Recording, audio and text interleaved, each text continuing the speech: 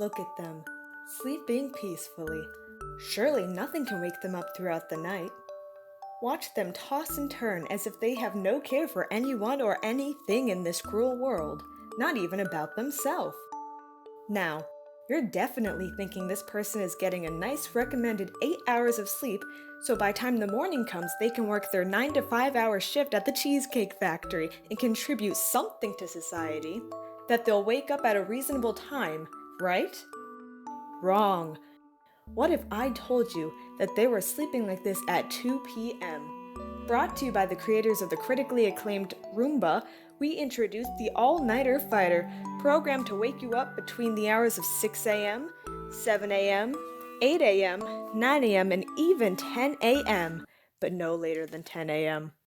Watch as the All-Nighter Fighter quietly enters the room without waking our paid actor and even shuts the door behind themselves.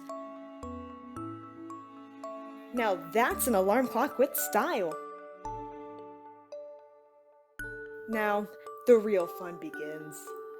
Using a hidden camera, witness the all-nighter fighter prototype work in a real-life situation and gently wake up this filthy commoner. A nice gentle tap ought to wake them up. Just watch.